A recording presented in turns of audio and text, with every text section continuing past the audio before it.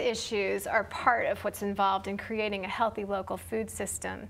We talked with Executive Director of Food Policy Coalition, Beth Lowe, and Gretchen Kunkel from KC Healthy Kids about what a sustainable and affordable food system looks like. We look at policies at every level of government, but also in institutions.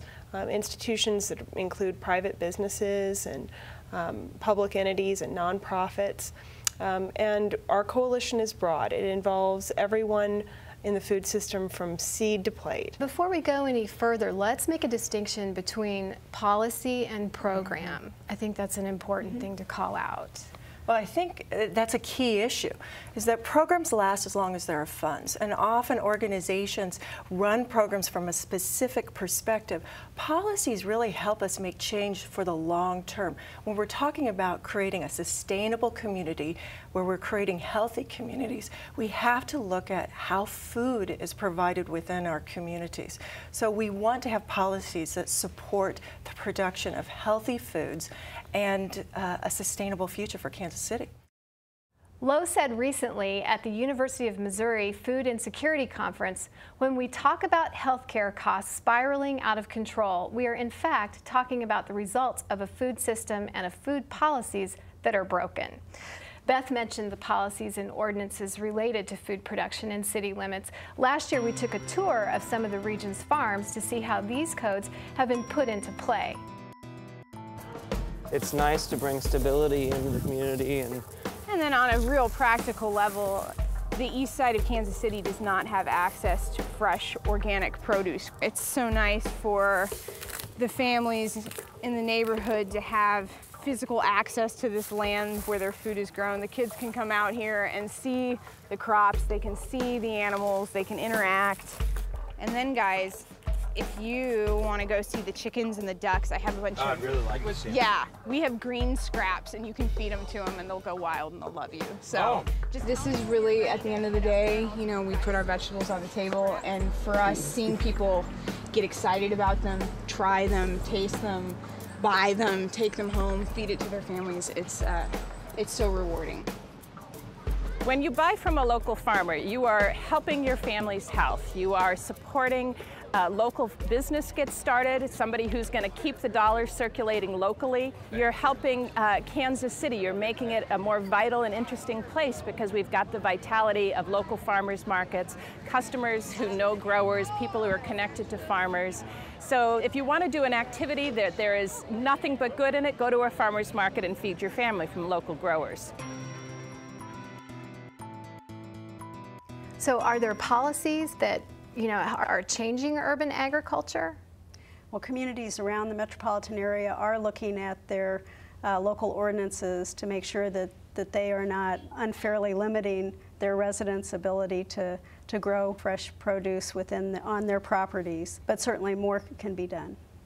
And we want you to join in the conversation and tell us what kind of urban farm produce sales you'd like to see more of in your community. Is it selling in front yards, more community gardens, or more local products at grocery stores? Again, you can submit your opinion on our website at imaginekc.org. A big focus of our series has been how communities are working to become more sustainable and desirable places to live. A big part of that is building some sort of center into the plan. We want to look back at some segments that have great examples of vibrant centers in our area, whether shopping districts, residential areas, or simply public spaces. First, we'll take a look at a development in Lee Summit called New Longview. What do you do with a 100-year-old water tank that's not needed anymore? Well, it's now a Sprint transmission tower. The entry arches that are approximately 50 feet wide and 35 feet tall, we picked those up, moved them off the roadway, and have rescued them. The elementary school was the rehabilitation of the 40,000 square foot show horse arena. This is the gatehouse. This was a 100-year-old home. As anybody who has dealt with historic buildings, Union Station is exactly the same as Longview Farm. You only save these buildings with density. Density is a bad word. Apartments is a bad word. And we had to change the perspective, change the reality, and adjust their expectations of density. And density doesn't have to be bad. When you work with density, we understand that there has to be resting places, little spots here where the mom and the baby can sit and rest and talk to the other moms and babies. This we refer to as our frog pond, and that's right there. So if the kids need to catch salamanders or frogs or just enjoy getting water in their boots, that's where they play. Where this becomes very, I'll say, comfortable is with the multitude of connections. If you come home from work or school, you have a multitude of choices to get to your home, not just the regular rat trap. Similarly, an evening walk or the kid on his bike riding to the neighbors. It's safer, it's slower, it makes for a more sociable index of that livable street, complete street connectivity. We're starting to see more new development. The consumer or resident mindset changing a little bit? What we're seeing is that our population is changing.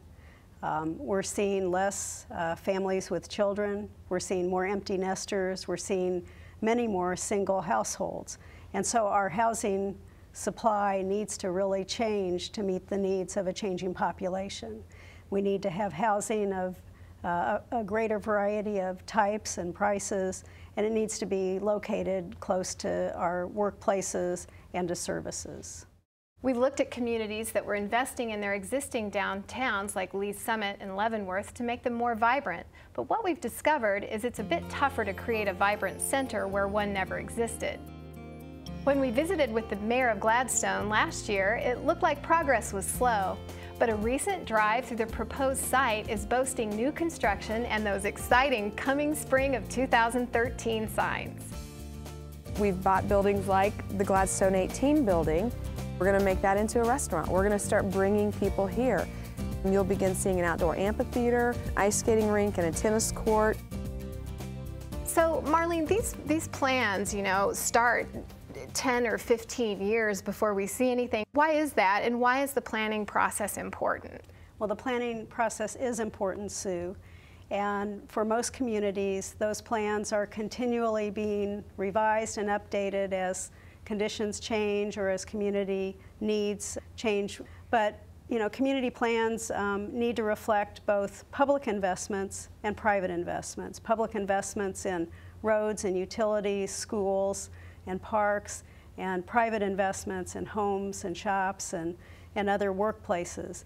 And community plans are important because it helps engage residents and business owners and developers in a dialogue about what's best for the community long term. We had a comment on our website around this area. I'd like to see some small kiosk-sized spaces in old downtown Merriam that would be inexpensively priced for helping new small businesses get started. So what about Merriam? Are there any plans on the horizon? Well, Merriam is like many small, older communities in our metropolitan area. And they do have plans for new investment within their community, and that those plans are being developed in cooperation with and in involving their residents. And they're looking at how do they take advantage of the trails and other public improvements that are going on within their community to try and create places that are special, that provide employment opportunities and business opportunities for both small and large businesses. And Merriam is kind of what you refer to them as a first ring suburb. What's going on in other communities like Merriam? Well, we're seeing in many of our first ring suburbs reinvestment in older commercial areas. We're seeing the introduction of residential development within what historically was an older downtown within an older suburb to create a place of perhaps a higher intensity of uses that's more walkable and creates a special character for that community. Well, as a first ring resident, I'm all for it. Again, send us your thoughts on development at our website, imaginekc.org. We also saw something similar, putting a center into a community that didn't have one before. Leewood's development of Park Place near Knoll and 119th. As wonderful as a community as Leawood is, they knew they didn't have a downtown. They didn't have a gathering spot for their residents. They had to be willing to approve the design that we put forth. They had to be willing to accept the higher density that was not characteristic of developments previously done in Leawood, and give us the signal that this was something that they truly wanted in their community. Well, I think we are absolutely a destination for a larger area because of the kind of design we have, because of the variety of shops and restaurants we have. We are a neighborhood center as well. Park Places is an example of what we call greenfield development. But right now, there's a lot of activity in the heart of the city with the streetcar vote coming up again.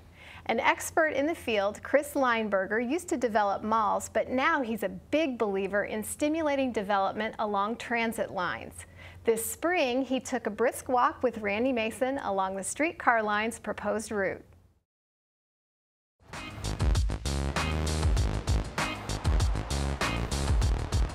Okay, so Main Street, this is it. It's coming right through the heart of downtown. Streetcars coming right through here. So here we are in downtown, one of your regionally significant walkable urban places, 3 of which you're connecting with the streetcar. And downtown, it's going to have a different impact than on City Market. And it's obviously going to help the urban entertainment, which has already started here with Power and Light. Urban entertainment is an initial pioneering land use that comes into a downtown. And it gets people to come downtown many times for the first time ever, or maybe the first time in 20 years, and all of a sudden they say, wow, this is cool. It's a simple way of getting reintroduced to their own downtown that they may have not seen for decades. But the other thing which is really important about this particular location is H&R Block. That H&R Block is on the vanguard of what you're going to see. For the last 60 years, we've seen jobs leave Center City downtowns. Well, in the downtowns that are in front of you, we saw in the last decade a historic change. Market share of jobs in offices started to turn around and go back up the other way. H&R Block is your indication that that's happening here as well. And as we look at the possibility of a transit system moving people up and down this street, property owners are going to have to help pay for that. Absolutely. And so this is the crux of some of this, is it not? Who pays?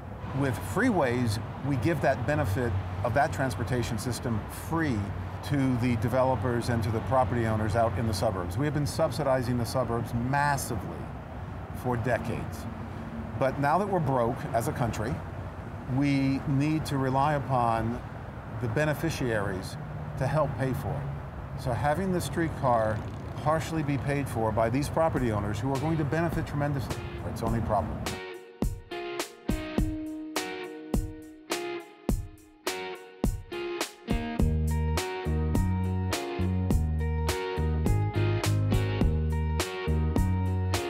It's not about one place when you're talking about these economic benefits, it's about how they play together, isn't it? Exactly.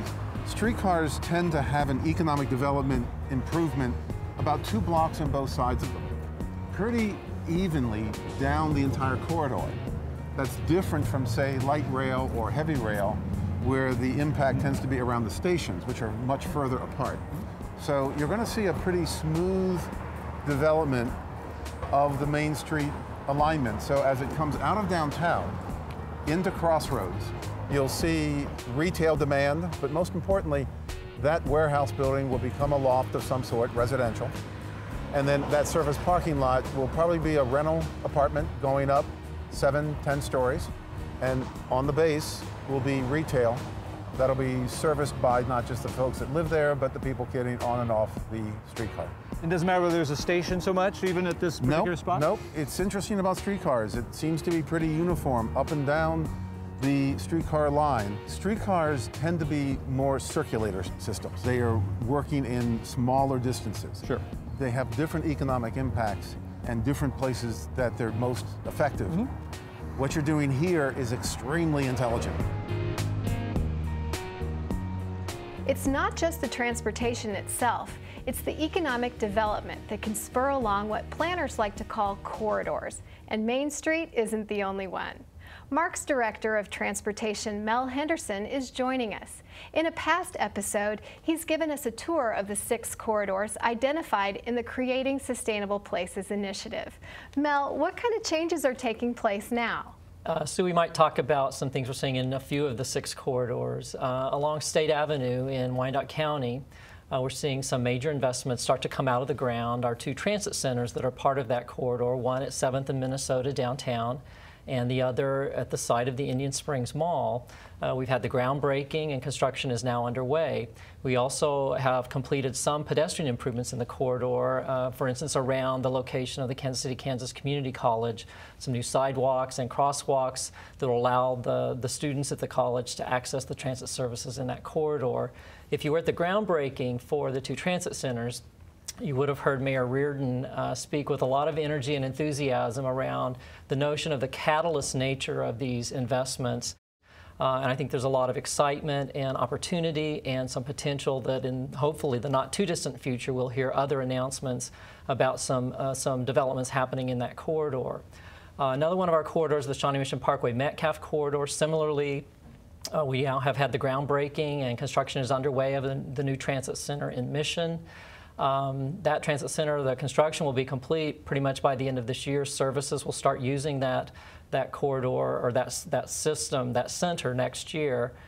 We also are investing in some pedestrian improvements along Metcalf in Overland Park. We're building a new trail along Metcalf using some existing pieces there. At some point we'll have a trail pretty much running all the way from 87th down to College. And there's some interest in the city of Overland Park looking sort of holistically at parking in downtown. And so Overland Park recently was awarded one of our Planning Sustainable Places grants to look at that question. How should they address parking in downtown Overland Park in such a way that it can support and keep the momentum going for new development in downtown?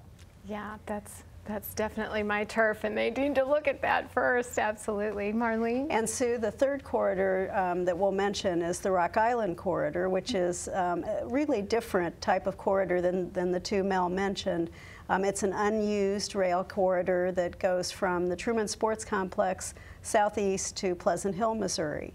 It runs through 5 communities, and we're seeing in Raytown some public investments, a new bridge over an area on 63rd Street into the downtown, and plans for more transportation and other improvements in the downtown area. We're seeing again some public investments in the 350 Highway and Nolan Road area of Kansas City. In Lee Summit along View High Drive, the city with property owners are looking at future development opportunities. And in Pleasant Hill, they're looking at beginning work, construction work on a trail through their downtown that hopefully in the near future will connect Pleasant Hill and Kansas City to the Missouri-Katy Trail. And again, we want you to join the conversation by going to our website, imaginekc.org, and give us your thoughts on all these topics, ranging from conservation to transportation. Which leads us into our final segment about how we're becoming more connected through different means of transportation. In our first episode, Kansas City Area Transportation Authority was just launching its 2nd MAX line along Troost.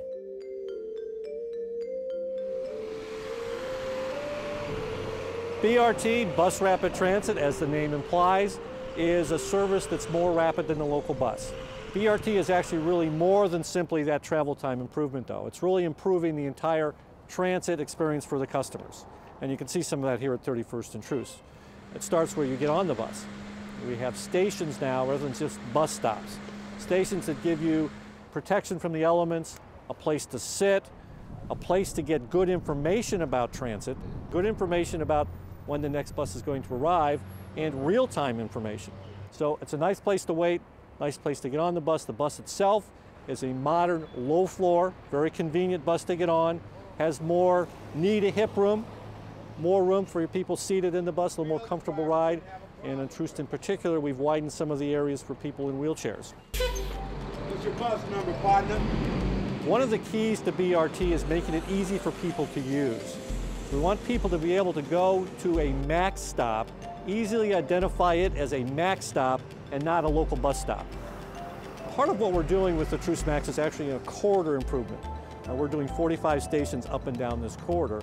With that, we wanted to add an art component. So 3 of the stations will have artwork really prominently placed right at the corner, but also something that's sized appropriately so it can be seen and enjoyed by the people that are going to be waiting here, transferring between buses here. And we had that built in from the initial planning stages. And actually, when we went to secure our artists, one of the criteria was we wanted to make sure that whatever art they did bring to this corridor really reflected both the history and culture of the Truce corridor. Mel, so how successful has the Truce line been? It's been very successful. It's certainly changed the look of the Truce corridor through the implementation of the transit stops and the public art at a few of the locations along the corridor. Ridership is up in the corridor 8% and is trending upward. The passengers get to travel the corridor faster than they did previously, and they are really calling for the expansion of MAX to other corridors as well. So we have some plans that we're working on. We're looking at a possible extension of MAX to the Prospect corridor, looking at that as part of our examination of transit alternatives in the US 71 corridor. We're looking at commuter rail, we're looking at running express buses on US 71, and in both cases, coupling those 2 options with a MAX-style service on Prospect.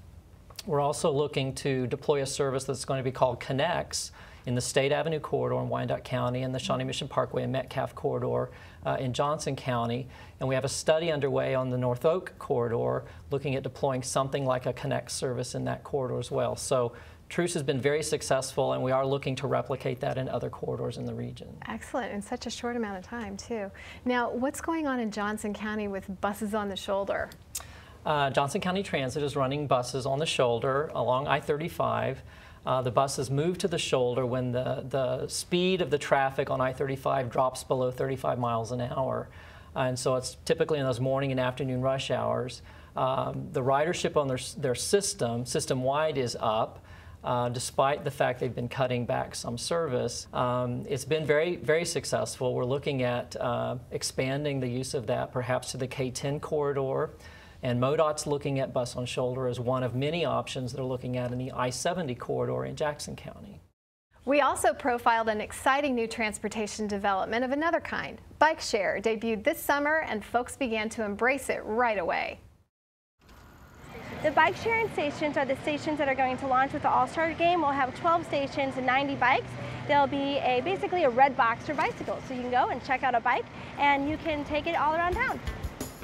Look for B-Cycle kiosks throughout downtown and the crossroads. So how successful has Bike Share been? Well, it's only been open for a few months. As you mentioned, it opened in the summer of this year. It's really designed for short point-to-point trips. There are 12 bike share stations. They're located in and around downtown Kansas City, Missouri. Since it's opened, there's been about 5,000 trips made with the B-Cycle bike sharing program. Bike Walk Kansas City was just awarded a grant to expand the program. They're looking to add an additional 10 stations. And they believe that by adding additional stations, having a larger network, that will expand the reach of the program and actually will attract even more riders to the system. They're hopeful that by going from 12 stations to 22 stations, they can more than double the usage of the system. That's exciting, and that's going to help the health of the whole city, too. Right. I got to try that. Buses and bikes are all part of the plan of weaning us from driving everywhere, and that brings us to the concept that embodies this notion called complete streets. We took a look at a community that's trying hard to put it into play, the Rosedale neighborhood in Kansas City, Kansas. A lot of developments now don't even put sidewalks in at all, and so it's really hard for kids to get around in their own neighborhood. And then the older neighborhoods, such as Rosedale, sometimes the sidewalks need repair and the kids have troubles getting down them, especially on their bikes or skateboards or whatever. Complete Streets is a part of creating a healthy community. And what I mean by complete streets is a street where people can walk, they can bike, they can use public transportation. They don't have to use a car. They can be active in their transportation. We're very excited about Rosedale. We started to help them implement some of the aspects of their master plan, and one was to become a more walkable and bikeable community. So Casey Healthy Kids has come in and we advocate to get the Complete Streets policy changed at the city level. And now we are helping them write grants and secure funding to help start to implement the bike lanes and sidewalks and other aspects to create a complete street.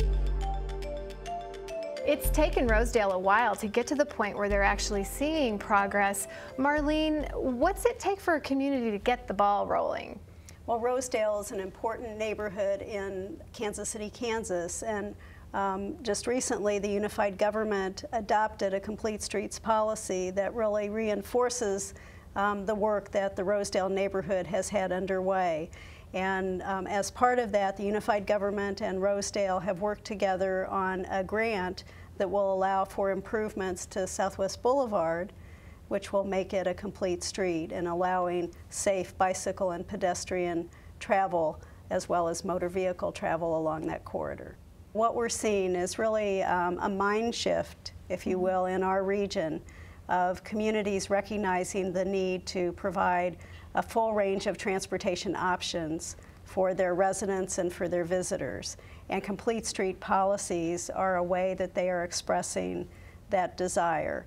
And we've seen 12 communities, major communities in our region representing over half of the area population now adopt those policies to create vibrant centers, to create corridors to connect those centers, and to do it in an environmentally green, responsible way. Yeah, it not only completes the streets, but it completes the whole region.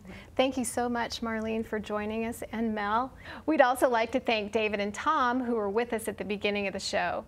And finally, we want you to join in the conversation. Go to our website, imaginekc.org. The online town hall, Many Voices, One Region, will give you a chance to share your thoughts and opinions on ways you'd like to see Kansas City become more vibrant, connected, and green. Thanks for watching. So we knew there were techniques of taking water off the street, collecting it, and in our case, we're reusing it to water our garden. My commute in this morning started in Blue Springs, past the stadiums, down 18th Street to Broadway to work. We've always considered this block, Pennsylvania, to be the master urban planning block in Kansas City. Production of Imagine KC is made possible by the generous support of the Hall Family Foundation, the Healthcare Foundation of Greater Kansas City, the U.S. Department of Housing and Urban Development, the Garney Family Foundation Fund, Lafarge North America, the William T. Kemper Foundation, the Urban Land Institute of Kansas City, and the Kansas City chapter of the American Institute of Architects. Imagine KC is a co-production of KCPT and the Mid-America Regional Council. Thank you, Greater Kansas City, for taking care of our air and helping us breathe easier this summer. By choosing alternative transportation. Mowing in the evenings.